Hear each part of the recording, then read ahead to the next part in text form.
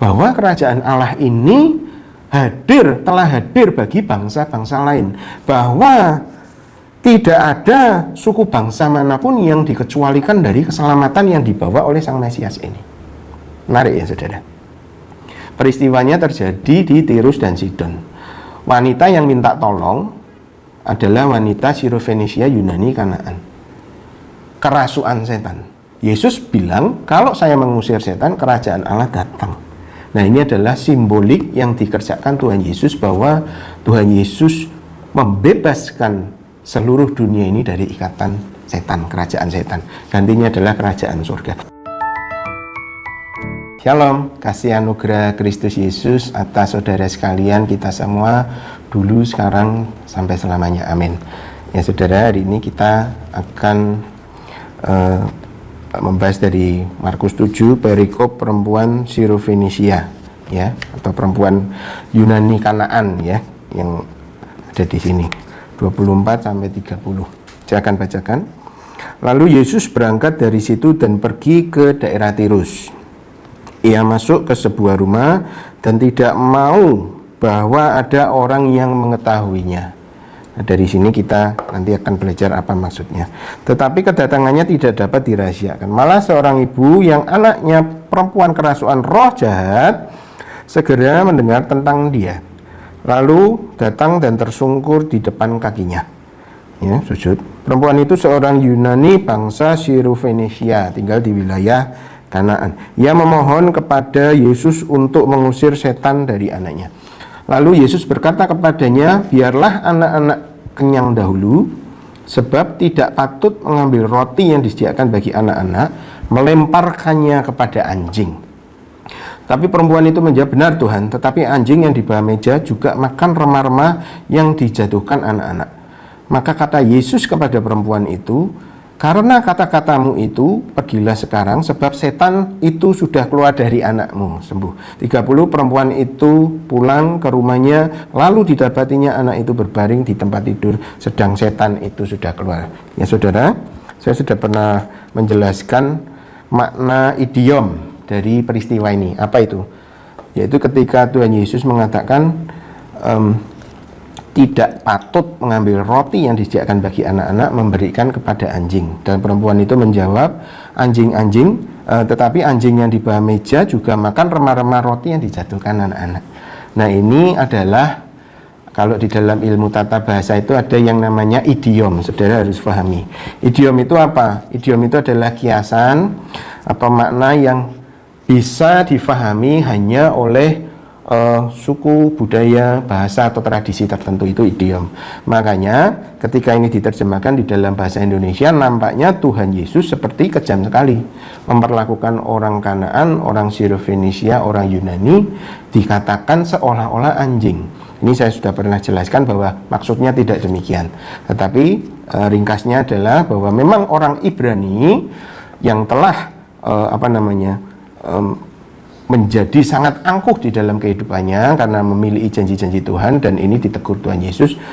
Mereka merasa bahwa mereka adalah manusia yang paling unggul, superior, suku, ras, bangsa yang paling unggul karena ada Tuhan yang berkenan pada mereka.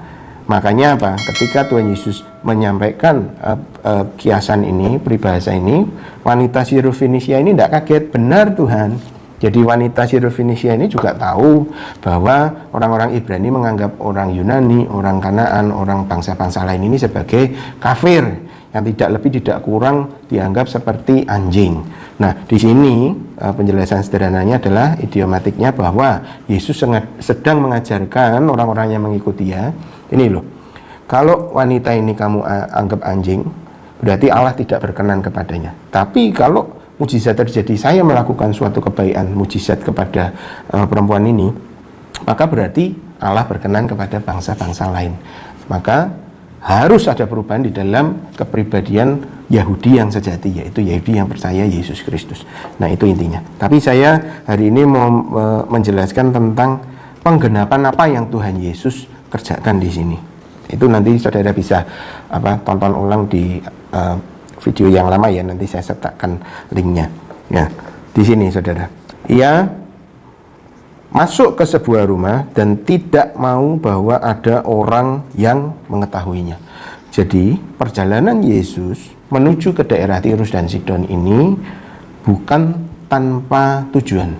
Dia sengaja dan dia tidak mau ada orang lain mengikutinya. Jadi konteksnya pada waktu itu bicara di tengah orang-orang yang percaya pada Yesus dan mengikuti, ya. Nah, rupanya apa yang terjadi kemudian ini yang sangat mengejutkan, saudara, yaitu bahwa Tuhan Yesus mengabulkan permohonan wanita goyim, wanita bangsa lain yang anaknya kerasukan setan, ya. Di sini kan ayat 26, ia memohon kepada Yesus untuk mengusir setan itu dari anaknya. Anak ibu ini kerasukan roh jahat. Yesus telah dinubuatkan keturunan wanita di Kejadian, ya, bahwa dia akan menghancurkan kepala ular setan dengan tumitnya.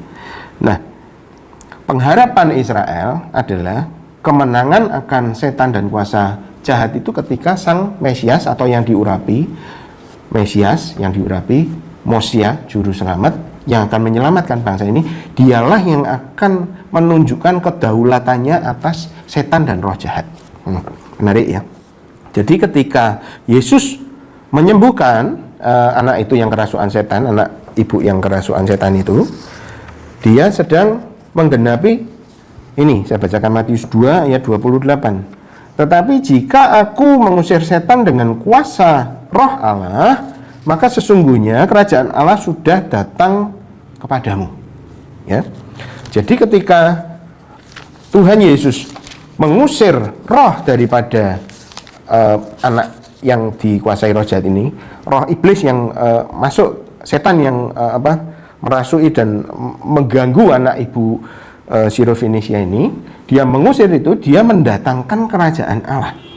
Dan ingat, peristiwa itu terjadi di Tirus Sidon wilayah, ya. Artinya apa, saudara? Bahwa kerajaan Allah ini telah hadir bagi bangsa-bangsa lain, bahwa tidak ada suku bangsa manapun yang dikecualikan dari keselamatan yang dibawa oleh sang Mesias ini. Menarik, ya, saudara. Peristiwanya terjadi di Tirus dan Sidon. Wanita yang minta tolong adalah wanita Sirofenisia Yunani Kanaan, kerasukan setan. Yesus bilang, kalau saya mengusir setan, kerajaan Allah datang. Nah, ini adalah simbolik yang dikerjakan Tuhan Yesus, bahwa Tuhan Yesus membebaskan seluruh dunia ini dari ikatan setan, kerajaan setan. Gantinya adalah kerajaan surga. Ini adalah pesan eksegesis yang ada di dalam firman ini, ya. Di samping ada pesan idiomatik tadi, bahwa keselamatan itu dibawa ke Tirus dan Sidon. Nah, sekarang, saudara, apa sih makna Tirus dan Sidon? Kita baca di nubuatan yang telah digenapi Yesus, ya, Yesaya 9 ayat pertama. Tetapi, ya, judul perikopnya, saudara boleh baca di kitab LAI, kelahiran Raja Damai, Yesus Kristus, ya. Ayat 28 ayat 23 atau 9 ayat yang pertama di versi King James. Tetapi tidak selamanya akan ada kesuraman untuk negeri yang terimpit itu. Di mana itu? Kalau dahulu Tuhan merendahkan tanah Zebulon dan tanah Naftali, maka di kemudian hari ia akan memuliakan jalan ke laut, ya, daerah seberang sungai Yordan, wilayah bangsa-bangsa lain. Maksudnya gimana?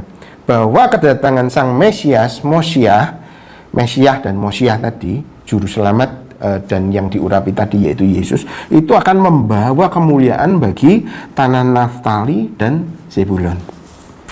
Nah, sekarang perhatikan peta, saudara. Zaman Palestina pada zaman Tuhan Yesus. Perhatikan, saudara. Nah, di sana itu wilayah Fenisia, ya, tadi wanita ibu tadi kan dari Fenisia tersebut, ya, Punik, ya. Nah, di sana ada Tirus dan Sidon. Tuhan Yesus pada waktu mengusir setan, mendatangkan kerajaan Allah, dia sedang ada di wilayah Tirus dan Sidon, oke?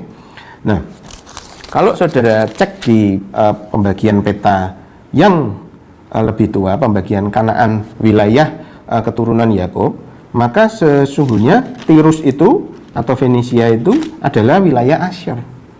Sidon itu bagian atasnya. Dan wilayah Naftali.